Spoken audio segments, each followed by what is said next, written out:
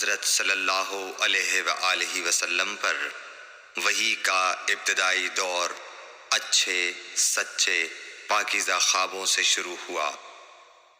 آپ خواب میں جو کچھ دیکھتے وہ صبح کی روشنی کی طرح صحیح اور سچا ثابت ہوتا۔ پھر من جانب قدرت آپ تنہائی پسند ہو گئے اور آپ نے غار حرا میں خلوت نشینی اختیار فرمائی اور کئی دن اور رات وہاں مسلسل عبادت اور یاد الہی و ذکر میں مشغول رہنے لگے۔ جب تک گھر آنے کو دل نہ چاہتا توشہ ہمراہ لیے ہوئے وہاں رہتے۔ توشہ ختم ہونے پر ہی اہلیہ محترمہ حضرت خدیجہ رضی اللہ تعالی عنہا کے پاس تشریف لاتے اور کچھ توشہ ہمراہ لے کر پھر وہاں جا کر خلوت گزین ہو جاتے۔ یہی طریقہ جاری رہا یہاں تک کہ آپ پر حق منکشف ہو گیا اور آپ غار حرا ہی میں قیام پذیر تھے کہ اچانک حضرت جبرائیل علیہ السلام آپ کے پاس حاضر ہوئے اور کہنے لگے کہ اے محمد پڑھو۔ آپ فرماتے ہیں کہ میں نے کہا کہ میں پڑھنا نہیں جانتا۔ آپ صلی اللہ علیہ وسلم فرماتے ہیں کہ فرشتے نے مجھے پکڑ کر اتنے زور سے بھینچا کہ میری طاقت جواب دے گئی۔ پھر مجھے چھوڑ کر کہا پڑھو۔ میں نے پھر وہی جواب دیا کہ میں پڑھا ہوا نہیں ہوں۔ اس فرشتے نے مجھ کو نہایت ہی زور سے بھینچا کہ مجھ کو سخت تکلیف محسوس ہوئی۔ پھر اس نے کہا کہ پڑھ۔ میں نے کہا میں پڑھا ہوا نہیں ہوں۔ فرشتے نے تیسری بار مجھ کو پکڑا اور تیسری مرتبہ پھر مجھ کو بھینچا۔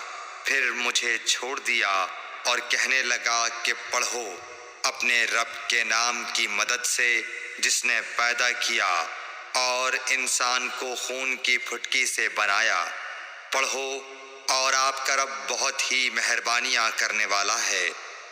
بس یہی آیتیں آپ حضرت جبرائیل علیہ السلام سے سن کر اس حال میں غار حرا سے واپس ہوئے کہ آپ کا دل اس انوکھے واقعے سے کانپ رہا تھا۔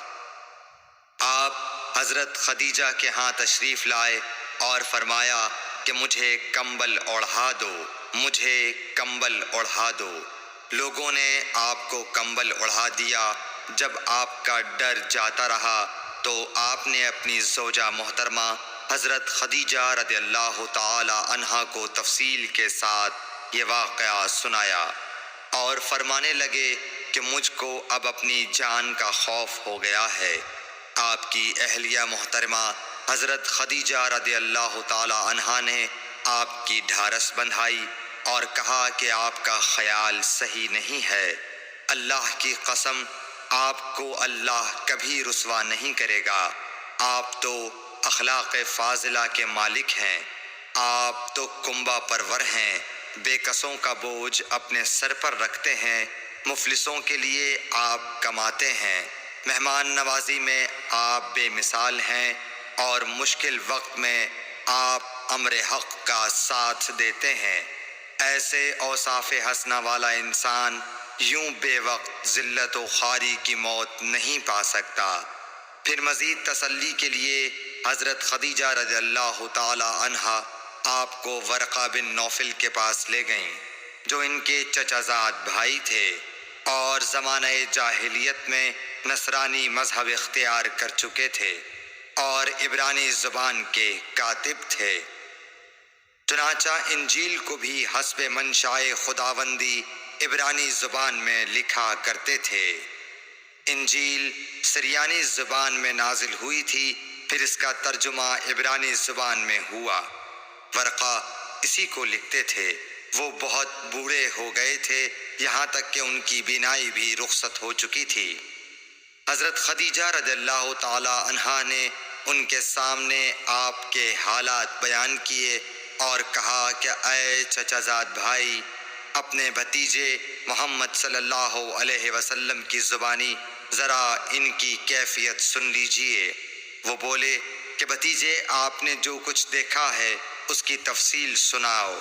چنانچہ آپ صلی اللہ علیہ وآلہ وسلم نے از اول تا آخر پورا واقعہ سنایا، جسے سن کر ورقہ بے اختیار ہو کر بول اٹھے کہ یہ تو وہی ناموس معزز رازدان فرشتہ ہے جسے اللہ نے حضرت موسیٰ علیہ السلام پر وحی دے کر بھیجا تھا۔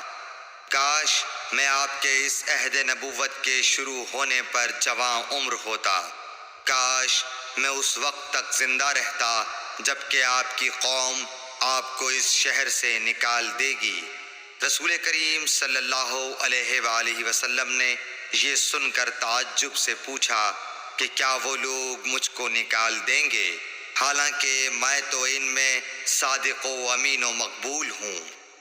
ورقہ بولا، ہاں یہ سب کچھ سچ ہے، مگر جو شخص بھی آپ کی طرح امر حق لے کر آیا لوگ اس کے دشمن ہی ہو گئے ہیں۔ اگر مجھے آپ کی نبوت کا وہ زمانہ مل جائے تو میں آپ کی پوری مدد کروں گا، مگر ورقہ کچھ دنوں کے بعد انتقال کر گئے، پھر کچھ عرصے تک وحی کی آمد موقوف رہی۔ صحیح بخاری حدیث نمبر 3۔